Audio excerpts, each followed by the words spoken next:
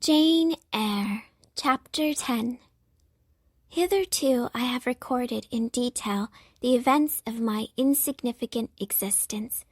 To the first 10 years of my life I have given almost as many chapters, but this is not to be a regular autobiography. I am only bound to invoke memory where I know her responses will possess some degree of interest. Therefore, I now pass a space of 8 years almost in silence. A few lines only are necessary to keep up the links of connection. When the typhus fever had fulfilled its mission of devastation at Lowood, it gradually disappeared from thence, but not till its virulence and the number of its victims had drawn public attention on the school. Inquiry was made into the origin of the scourge, and by degrees various facts came out which excited public indignation in a high degree. The unhealthy nature of the sight, the quantity and quality of the children's food, the brackish fetid water used in its preparation, the pupils' wretched clothing and accommodations, all these things were discovered, and the discovery produced a result mortifying to Mr. Brocklehurst, but beneficial to the institution. Several wealthy and benevolent individuals in the country subscribed largely for the erection of a more convenient building in a better situation. New regulations were made, improvements in diet and clothing introduced. The funds of the school were entrusted to the management of a committee. Mr. Brocklehurst, who from his wealth and family connections could not be overlooked, still retained the post of treasurer, but he was aided in the discharge of his duties by gentlemen of rather more enlarged and sympathizing minds. His office of inspector, too, was shared by those who knew how to combine reason with strictness, comfort with economy, compassion with uprightness. The school thus improved, became in time a truly useful and noble institution. I remained an inmate of its walls after its regeneration for 8 years, 6 as a pupil and 2 as a teacher, and in both capacities I bear my testimony to its value and importance. During these 8 years, my life was uniform, but not unhappy, because it was not inactive. I had the means of an excellent education placed within my reach, a fondness for some of my studies, and a desire to excel in all, together with a great delight in pleasing my teachers, especially such as I loved, urged me on. I availed myself fully of the advantages offered me. In time, I rose to be the first girl of the first class. Then I was invested with the office of teacher, which I discharged with zeal for 2 years, but at the end of that time I altered. Miss Temple, through all changes, had thus far continued superintendent of the seminary. To her instruction I owed the best part of my acquirements. Her friendship and society had been my continual solace. She had stood me in the stead of mother, governess, and latterly companion. At this period she married, removed with her husband, a clergyman, an excellent man, almost worthy of such a wife, to a distant county, and consequently was lost to me. From the day she left, I was no longer the same. With her was gone every settled feeling, every association that had made Lowood in some degree a home to me. I had imbibed from her something of her nature and much of her habits, more harmonious thoughts. What seemed better regulated feelings had become the inmates of my mind. I had given an allegiance to duty and order. I was quiet. I believed I was content. To the eyes of others, usually even to my own, I appeared a disciplined and subdued character. But destiny, in the shape of Reverend Mr. Nasmyth, came between me and Miss Temple. I saw her in her traveling dress step into a post-chaise. Shortly after the marriage ceremony, I watched the chaise mount the hill and disappear beyond its brow, and then retired to my own room, and there spent in solitude the greatest part of the half-holiday granted in honor of the occasion. I walked about the chamber most of the time. I imagined myself only to be regretting my loss and thinking how to repair it.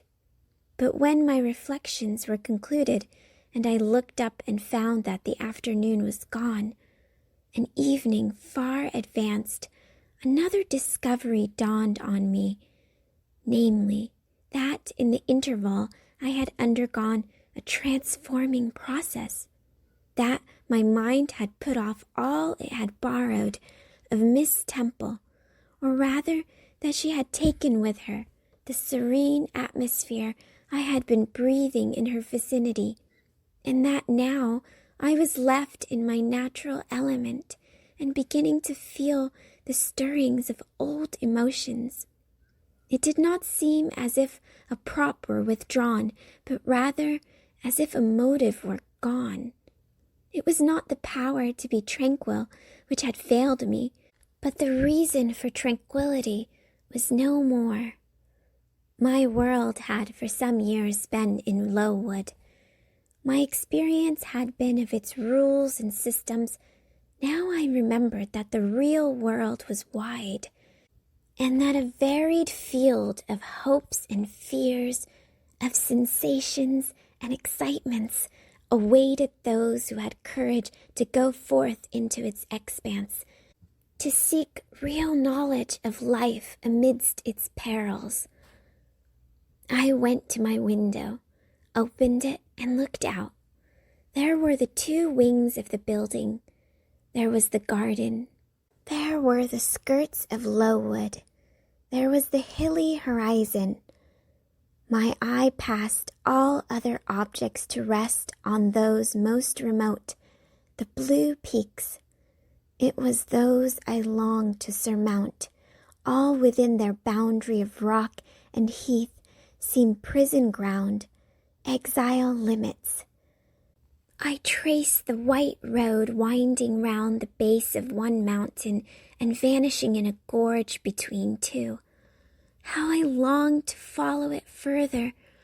I recalled the time when I had traveled that very road in a coach. I remembered descending that hill at twilight.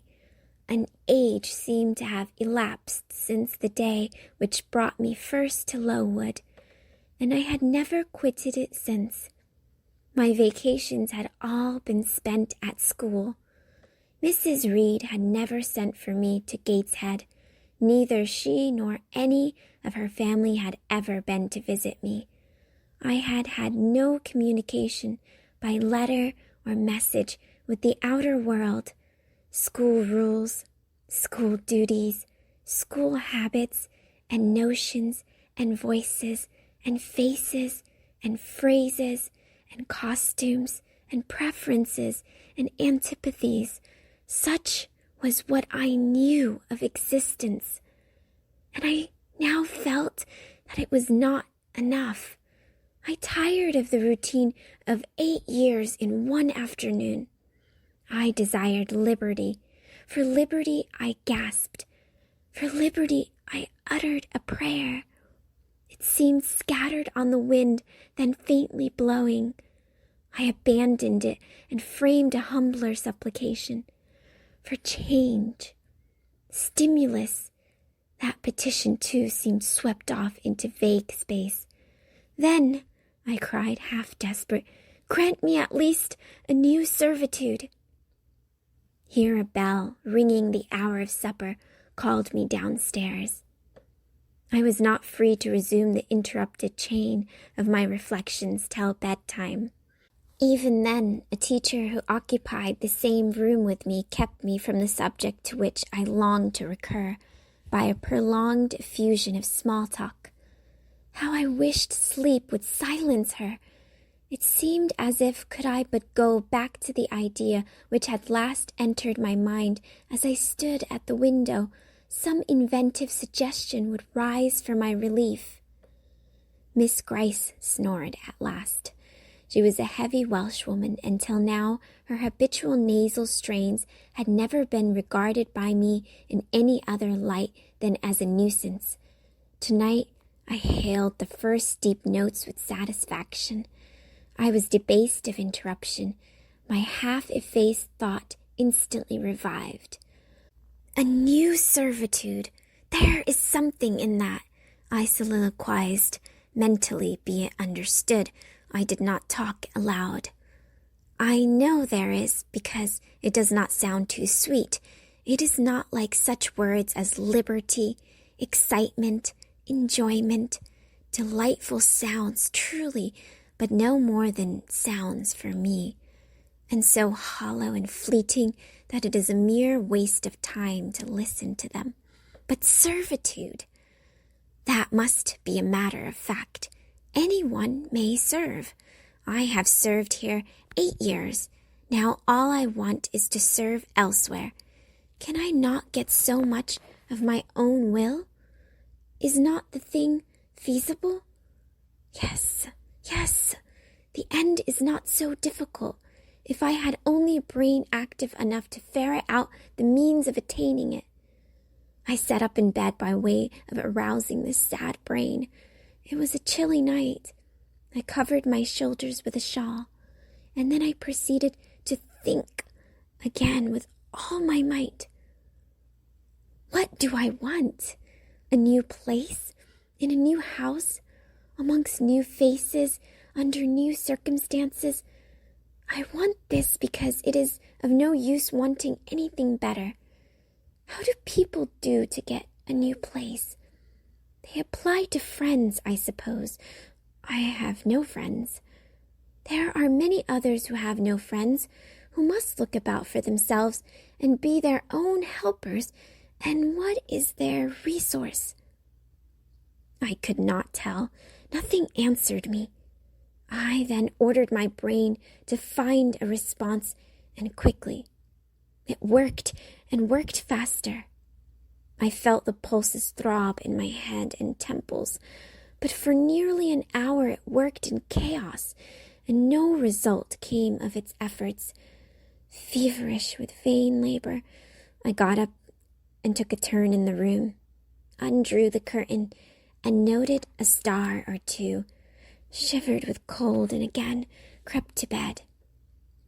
A kind fairy, in my absence, had surely dropped the required suggestion on my pillow, for as I lay down, it came quietly and naturally to my mind.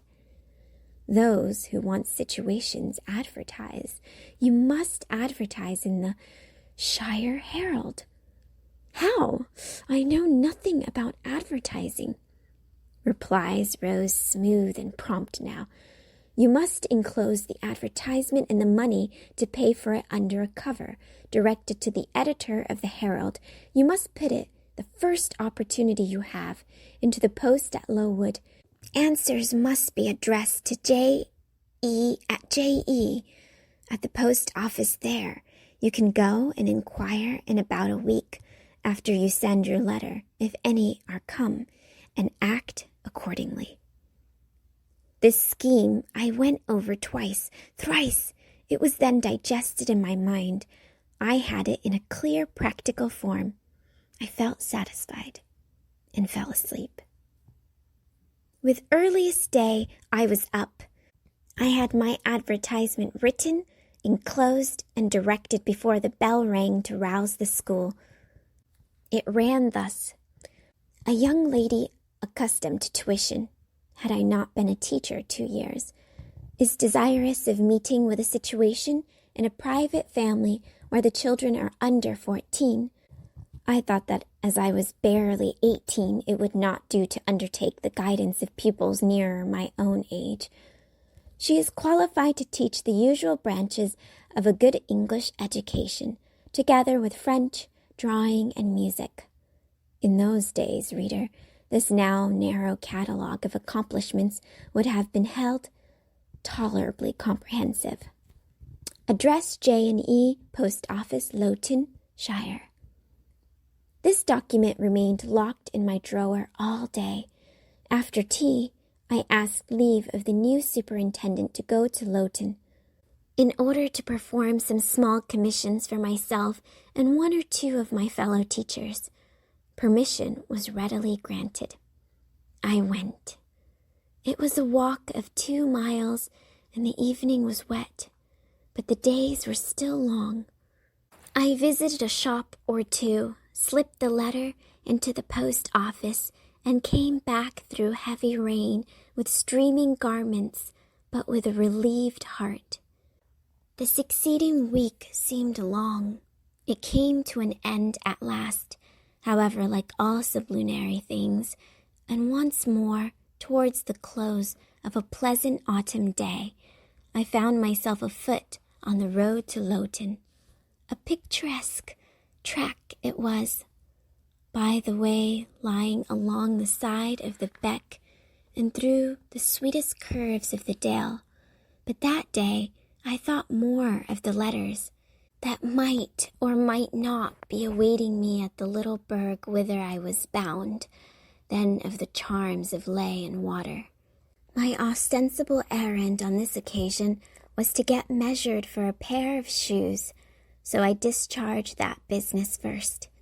And when it was done, I stepped across the clean and quiet little street from the shoemaker's to the post office. It was kept by an old dame who wore horn spectacles on her nose and black mittens on her hands. "Are there any letters for J&E?" I asked. She peered at me over her spectacles, and then she opened a drawer and fumbled among its contents for a long time, so long that my hopes began to falter. At last, having held a document before her glasses for nearly 5 minutes, she presented it across the counter, accompanying the act by another inquisitive and mistrustful glance. It was for J&E. "Is there only one?" I demanded. "There are no more," said she, and I put it in my pocket and turned my face homeward. I could not open it then. Rules obliged me to be back by 8, and it was already 7:30. Various duties awaited me on my arrival. I had to sit with the girls during their hour of study. Then it was my turn to read prayers, to see them to bed.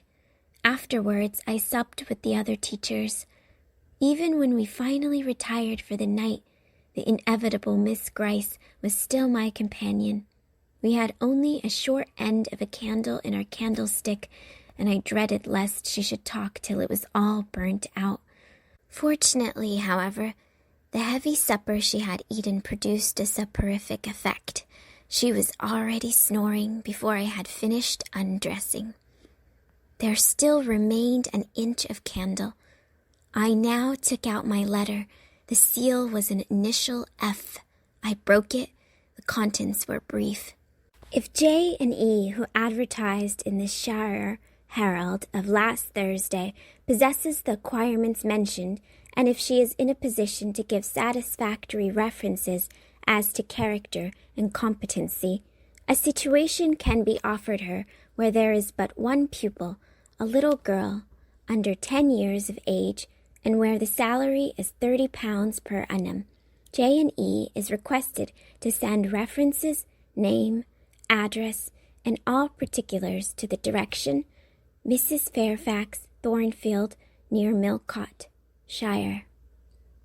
I examined the document long. The writing was old-fashioned and rather uncertain, like that of an elderly lady. This circumstance was satisfactory. A private fear had haunted me, that in thus acting for myself and by my own guidance, I ran the risk of getting into some scrape, and above all things, I wish the result of my endeavors to be respectable, proper, and regular. I now felt that an elderly lady was no bad ingredient in the business I had on hand. Mrs. Fairfax. I saw her in a black gown and a widow's cap, frigid perhaps, but not uncivil, a model of elderly English respectability. Thornfield, that doubtless was the name of her house, a neat, orderly spot, I was sure. Though I failed in my efforts to conceive a correct plan of the premises, Millcote, shire. I brushed up my recollections of the map of England. Yes, I saw it, both the shire and the town. Shire was 70 miles nearer London than the remote county where I now resided. That was a recommendation to me. I longed to go where there was life and movement. Millcote was a large manufacturing town on the banks of the Erye. A busy place enough, doubtless so much the better. It would be a complete change at least. Not that my fancy was much captivated by the idea of long chimneys and clouds of smoke, but, I argued, Thornfield will probably be a good way from the town. Here the socket of the candle dropped and the wick went out. The next day, new steps were to be taken. My plans could no longer be confined to my own breast. I must impart them in order to achieve their success. Having sought and obtained an audience of the superintendent during the noontide recreation, I told her I had a prospect of getting a new situation where the salary would be double what I now received, for at Lowood I had only got £15 per annum, and requested she would break the matter for me to Mr. Brocklehurst or some of the committee, and ascertain whether they would permit me to mention them as references. She obligingly consented to act as a mediatrix in the matter. The next day she laid the affair before Mr. Brocklehurst, who said that Mrs. Reed must be written to, as she was my natural guardian. A note was accordingly addressed to that lady, who returned for answer that I might do as I pleased. She had long relinquished all interference to my affairs. This note went round the committee, and at last, after what appeared to me most tedious delay, formal leave was given me to better my condition, if I could, and an assurance added that as I had always conducted myself well, both as teacher and pupil at Lowood, a testimonial of character and capacity signed by the inspectors of that institution should forthwith be furnished me. This testimonial I accordingly received in about a month, forwarded a copy of it to Mrs. Fairfax, and got that lady's reply, stating that she was satisfied, and fixing that day fortnight as the period for my assuming the post of governess in her house. I now busied myself in preparations. The fortnight passed rapidly. I had not a very large wardrobe, though it was adequate to my wants, and the last day sufficed to pack my trunk, the same I had brought with me 8 years ago from Gateshead. The box was corded, the card nailed on. In half an hour the carrier was to call for it to take it to Loughton, whither I myself was to repair at an early hour the next morning to meet the coach. I had brushed my black stuff travelling dress, prepared my bonnet, gloves, and muff, sought in all my drawers to see that no article was left behind, and now, having nothing more to do, I sat down and tried to rest. I could not. Though I had been on foot all day, I could not now repose an instant. I was too much excited. A phase of my life was closing tonight, a new one opening tomorrow. Impossible to slumber in the interval.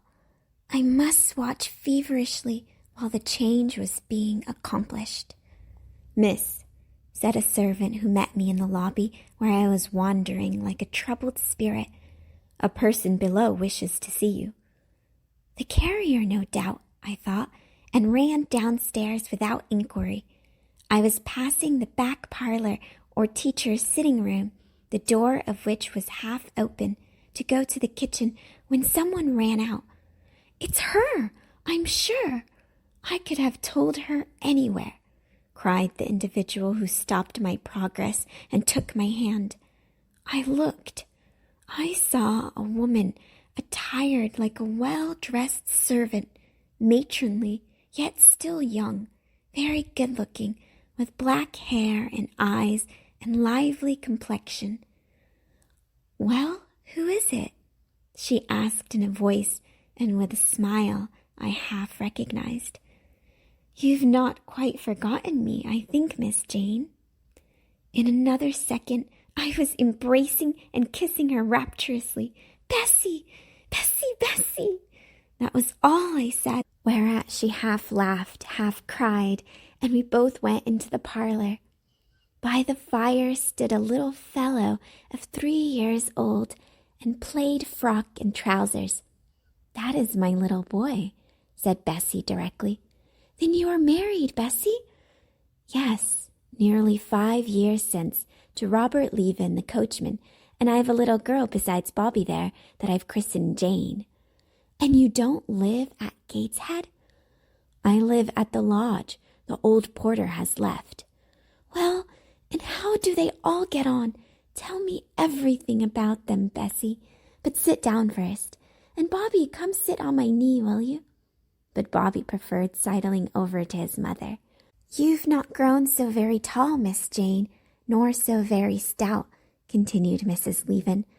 "I dare say they've not kept you too well at school. Miss Reed is the head and shoulders taller than you are, and Miss Georgiana would make 2 of you in breadth." "Georgiana is handsome, I suppose, Bessie?" "Very.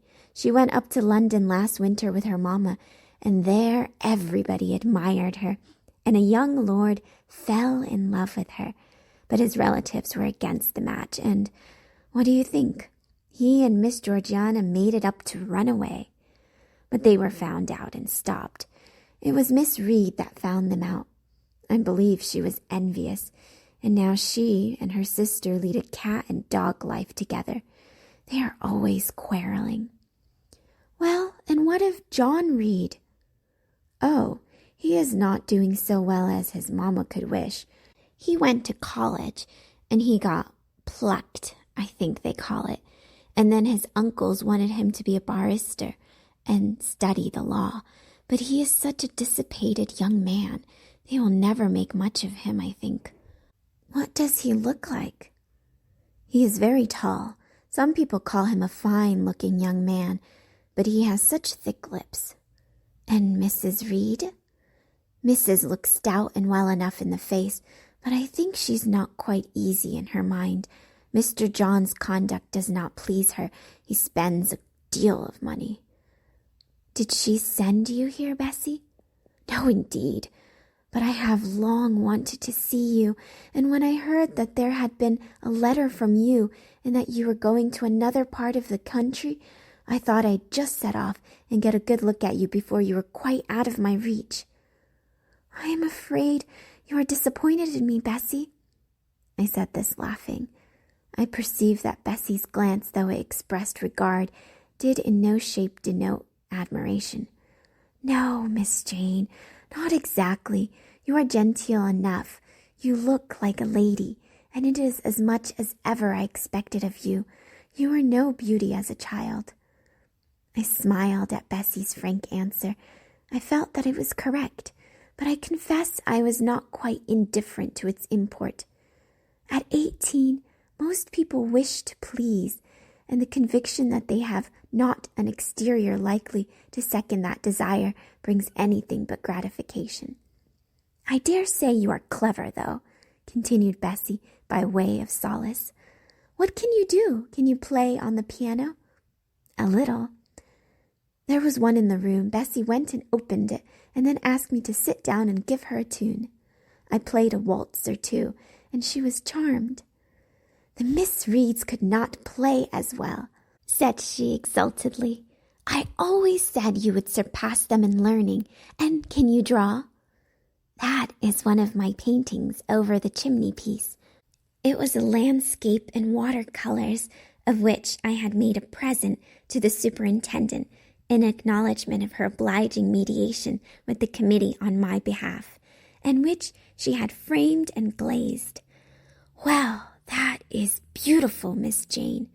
It is as fine a picture as any Miss Reed's drawing master could paint, let alone the young ladies themselves, who could not come near it. And have you learnt French?" "Yes, Bessie. I can both read it and speak it." "And you can work on muslin and canvas?" "I can." "Oh, you are quite a lady, Miss Jane. I knew you would be. You will get on whether your relations notice you or not. There was something I wanted to ask you. Have you ever heard anything from your father's kinsfolk, the Erres?" "Never in my life." "Well, you know Mrs. always said they were poor and quite despicable, and they may be poor, but I believe they are as much gentry as the Reeds are. For one day, nearly 7 years ago, a Mr. Eyre came to Gateshead and wanted to see you. Mrs. said you were at school 50 miles off. He seemed so much disappointed, for he could not stay. He was going on a voyage to a foreign country, and the ship was to sail from London in a day or 2. He looked quite a gentleman, and I believe he was your father's brother." "What foreign country was he going to, Bessie?" "An island thousands of miles off, where they make wine. The butler did tell me." "Madeira?" I suggested. "Yes, that is it. That is the very word." "So he went?" "Yes. He did not stay many minutes in the house. Mrs. was very high with him. She called him afterwards a sneaking tradesman. My Robert believes he was a wine merchant." "Very likely," I returned, "or perhaps clerk or agent to a wine merchant." Bessie and I conversed about old times an hour longer, and then she was obliged to leave me. I saw her again for a few minutes the next morning at Lowton while I was waiting for the coach. We parted finally at the door of the Brocklehurst Arms there. Each went her separate way. She set off for the brow of Lowood Fell to meet the conveyance which was to take her back to Gateshead. I mounted the vehicle which was to bear me to my new duties and a new life in the unknown environs of Millcote.